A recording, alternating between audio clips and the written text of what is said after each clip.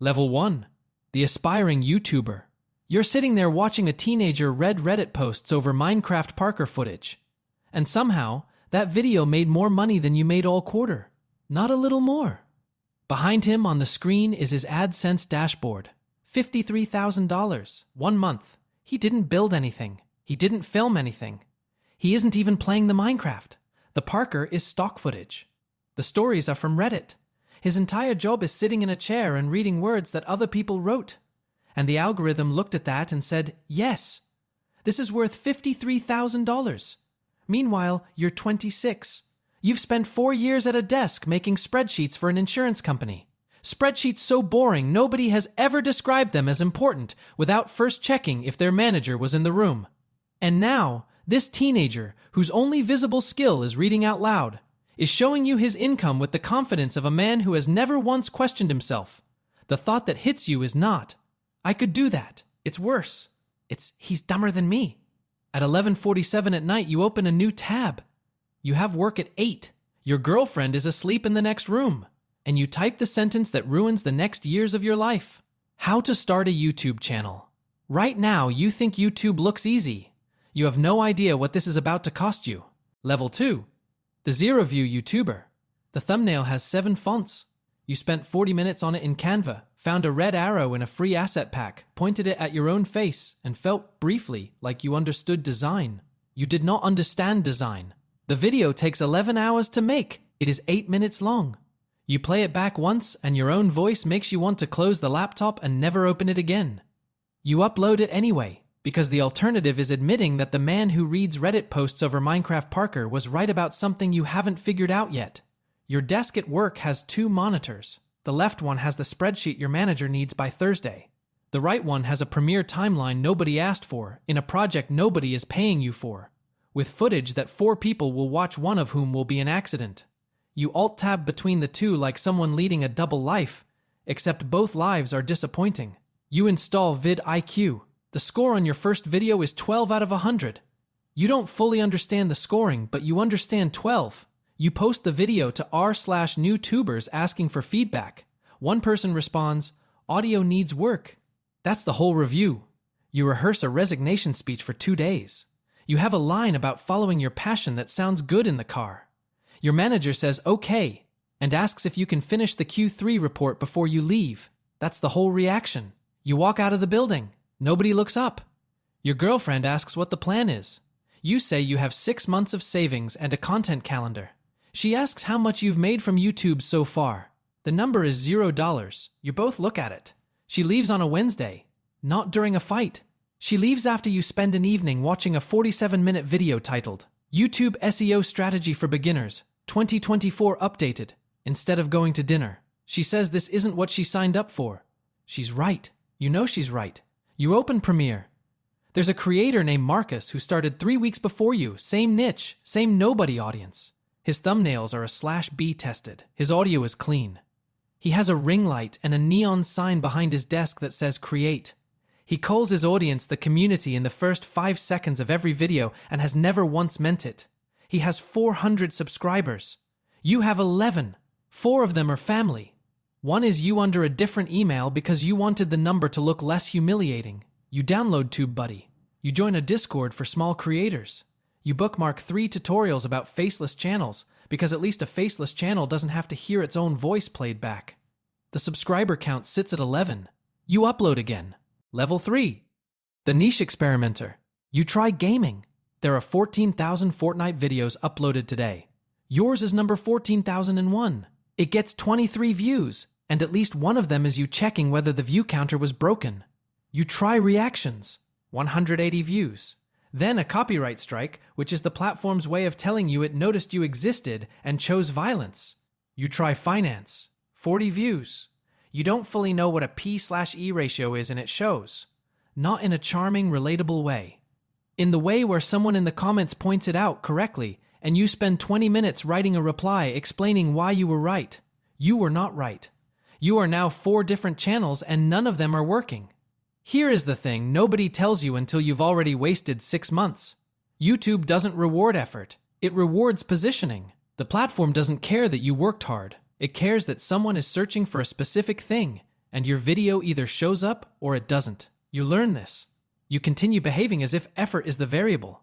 You have now watched more hours of how to grow on YouTube content than hours of your own content that actually exist. This ratio is the exact profile of someone who is not going to make it, and you don't know that yet.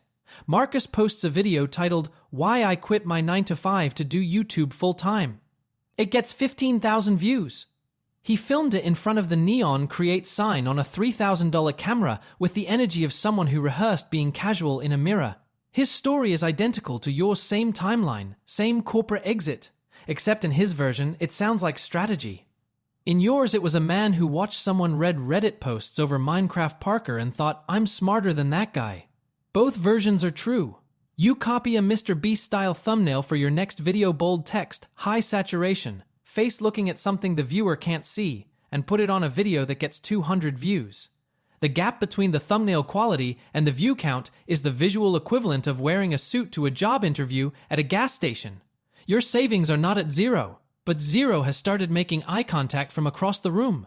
You upload one more video, not the niche you planned, not anything you care about. Something you make at 2 a.m. because you ran out of ideas and the savings ran out of patience. The subscriber count sits at 230. You don't check YouTube Studio. Level 4. The accidental viral creator. The video you made at 2 a.m. on a topic you chose because it was there, not because you cared, has 200,000 views. You refresh. Still 200,000. Subscribers arriving at 50 per hour. You screenshot the graph. You send it to 3 people. One of them is your ex-girlfriend. She doesn't respond. You pretend you didn't notice you sent it to her. You noticed. You make a follow-up on the same topic. 8 to 5,000 views. Another. 60,000.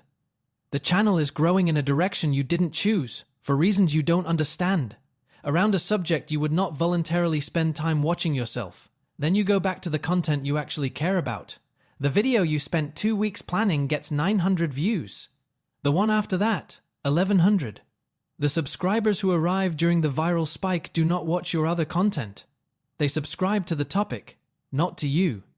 You are now a channel about something you don't care about, run by someone who cares too much about the wrong things. This is not a dramatic realization. It arrives on a Tuesday while you're editing footage you have no emotional relationship to whatsoever. You sit in front of a timeline for a topic you would never click on yourself, adding transitions that feel like putting a nice frame on someone else's painting. The engagement metrics are excellent. You feel nothing. The choice is not complicated. Make the content that works: views, growth, maybe money, or make what you actually want to make: 900 views, artistic integrity, and a savings account that has already stopped making eye contact because it left the room entirely. You make the video about the topic you don't care about. It gets 74,000 views. You make another one. Marcus had his viral moment 2 months before you. He made 7 follow-ups, same format, studied what worked, tightened the structure. His channel grew steadily through all of it. You made 2 follow-ups and then tried to pivot back to passion content as if the audience would follow you through the turn on goodwill alone. They did not follow you. The difference between you and Marcus is not talent, not luck, not equipment, though his is better. Marcus doesn't have a "what I actually want to make" problem because Marcus has never cared about any specific topic he's ever covered. He makes what the data suggests with the emotional investment of a vending machine restocking itself. His superpower is indifference. You have opinions. Opinions are expensive on YouTube. The subscriber count sits at 4,200. Most of them are here for the thing you don't care about. You keep uploading. Level 5. The small monetized creator. After 9 months, YouTube sends you money. $101. You look at this number for a long time. You calculate the hourly. The hourly is a number that, if spoken aloud in the corporate office you left, would be used as evidence in an intervention. Not a gentle one. The kind with a whiteboard and a concerned HR representative who uses the phrase career trajectory. You close the calculator. A VPN company emails you about a sponsorship. Their website has a stock photo of a padlock on it. They offer $150 for a 60-second integration. You spend 4 hours writing the script. 4 hours. For 60 seconds. Some math is best left undone. You tell someone at a party you're a full-time YouTuber. They ask how many subscribers you have. You say the number. They nod, not the nod of someone impressed, the nod of someone composing the text they'll send later, the one that starts with, "You'll never guess what he's doing now." Your read on their face is correct. You smile through it. Another person overhears and asks if you know Mr. Beast. You do not know Mr. Beast. You explain that YouTube is large. They look at you the way someone looks at a person who just said, "I'm in the film industry," and means they run a projector at a community center. You go home and edit a video that 3,000 people will see. Marcus hits 50,000 subscribers. He launches a course. $297. A course about growing on YouTube, made by a man who has been on YouTube for 14 months. He uses ChatGPT for scripts. He made a video about it called "How I 10x'd My Output with AI." And it got 80,000 views, which is the most Marcus thing that has ever happened. The course sells. You do the math. 200 purchases at $297 is $59,400. In one launch. Marcus made more money teaching YouTube than you have made doing YouTube. Not slightly more. $59,000 more. This is both deeply unfair and completely logical. You sit with that combination the way you sit with most things now, quietly, in a room by yourself, at a desk with 2 monitors and a blanket taped to the wall. You track everything. RPM, CPM, retention curves. You know exactly where people leave the 28-second mark, 3 videos running, and you talk about it like a surgeon discussing a complication. Your friends' faces do something specific when you mention click-through rates at dinner. You notice. You continue anyway. You have a good month. $1,200. Not enough to live on. Not nothing. The specific amount that keeps you exactly where you are, too much to quit, too little to breathe, too real to ignore. The subscriber count sits at 8,400. You keep uploading. Level 6. The consistent creator. You find your format, not by genius, by exhaustion. You tried everything else, and this is the one that didn't die. You can produce it in 3 days. Your audience expects it every week. You deliver. This is not inspiration. This is a manufacturing process for a product you didn't design, in a niche you didn't choose, for an audience that found you by accident. Every video gets 15,000 to 30,000 views. Not viral, not dead. The specific middle ground where you are successful enough to continue and invisible enough that nobody outside your niche has heard your name. Your mother still can't explain what you do. You've stopped correcting her. Someone copies your format. Not loosely, exactly. They fed your last 20 videos into an AI tool, generated scripts in the same structure, AI voice, and started posting.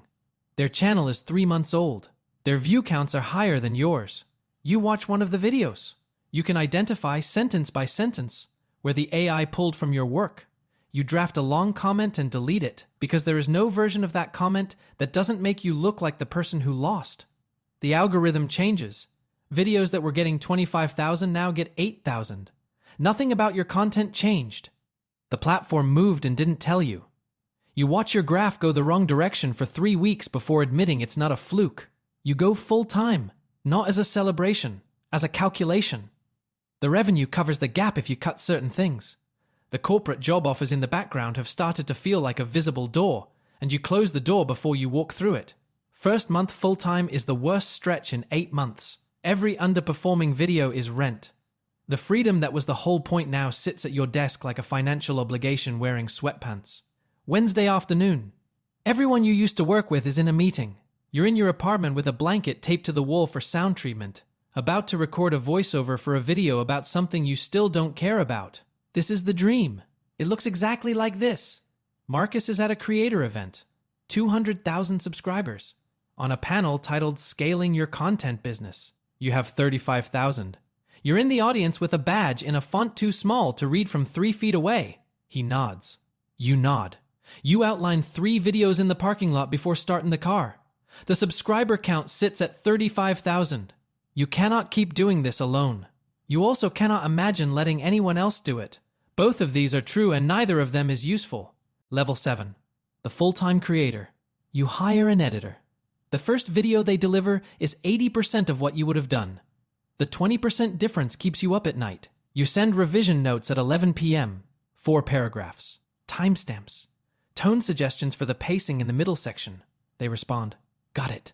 2 words. You stare at, "Got it" longer than any 2 words have ever deserved to be stared at. You hire a thumbnail designer.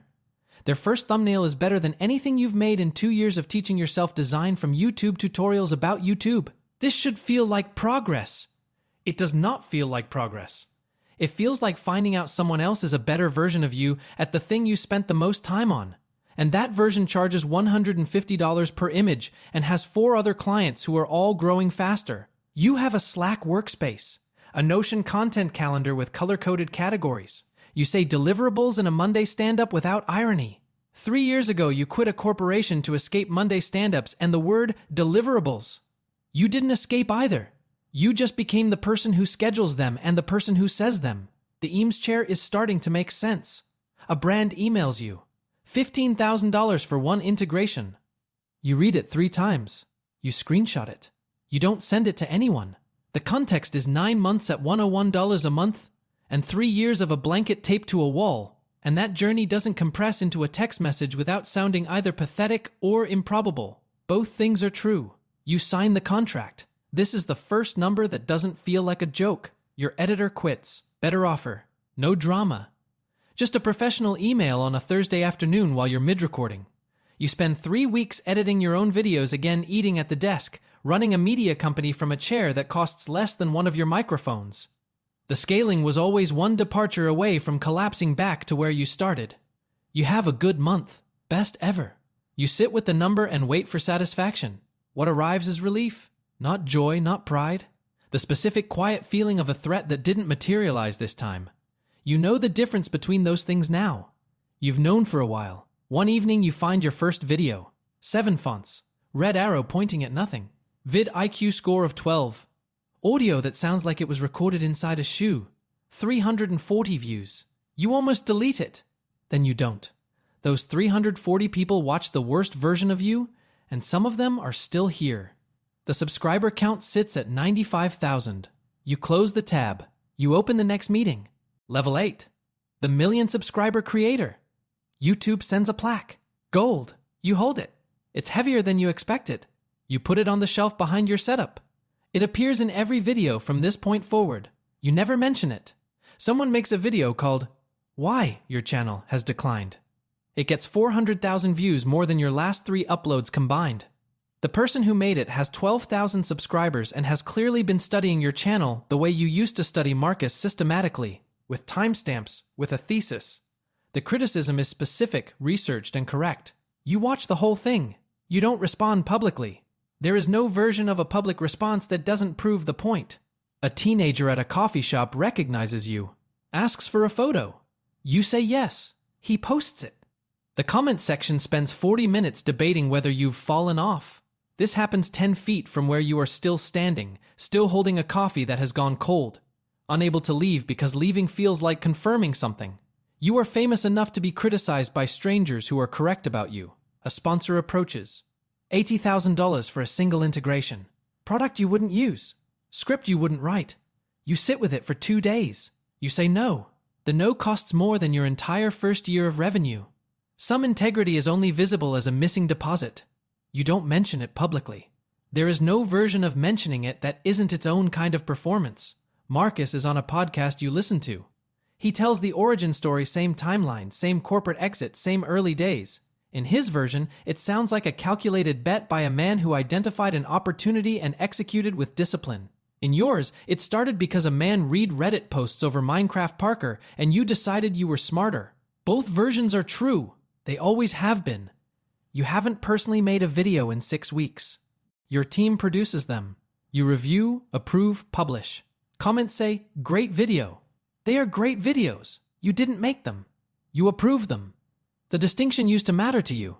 You're not sure when it stopped. You go on a date. She asks what you do. You say content creator. She asks what that means. You explain. She says, "Oh, that's actually a lot of subscribers." The word actually does something specific to you. You smile through it. You have been smiling through things for a long time now. The subscriber count sits at 1 million. You close the laptop. You sit with this for a while. Level 9. The veteran. You have 3 channels. 11 employees. A merch line. A course. An agency that handles the brand deals so you don't have to read the emails anymore. The company made $2.3 million last year.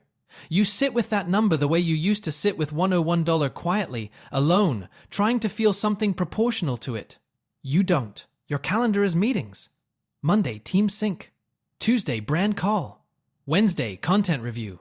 Thursday, strategy. Friday is supposed to be content day, which means you sit at your desk and try to remember what it felt like to just make something. It doesn't come. You take the meeting instead. At a creator event backstage, Marcus is there. First real conversation in years, not a nod in a parking lot, not a podcast performance. He says, without being asked, I miss when it was just me and a mic. The man with the neon create sign. The $297 course at 50,000 subscribers. The ChatGPT scripts. The threads about content strategy. He misses when it was just him and a mic. You don't say anything. You think about it for 3 days. Your ex sends a message. She saw your name somewhere and wanted to say she's proud. You read it. Something arrives, distant and quiet, like hearing a song from an apartment you used to live in. You reply, thank you, that means a lot. It does. Just not like it would have 7 years ago when the whole point was proving something to someone who had already left. On a Saturday when the office is empty, you set up a camera. No script, no team, no brand deal. You talk about something you actually care about. The way you did in the beginning before you understood that caring about the wrong thing was expensive on YouTube. You watch it back. Not perfect. Sounds like you, the actual you, not the approved version. You don't upload it. A kid with 40 subscribers DMs you. Corporate job. Wants to quit. Same questions, same gap between conviction and evidence. Same energy you had at 11:47 p.m. with a meeting at 8. You type a long answer. Delete it. Type, make 50 videos first, then ask me again. You know he won't make 50. The ones who do don't need to ask. You open YouTube, not the dashboard. YouTube the thing people watch. You click on a video from a small creator. 2,000 views. Bad audio. 3 fonts on the thumbnail. They're nervous, explaining something they care about, doing it badly, doing it anyway. You watch the whole thing. You started with 11 subscribers. 4 of them were family. You don't subscribe. You don't comment. You close the tab. You open your calendar and take the Monday meeting.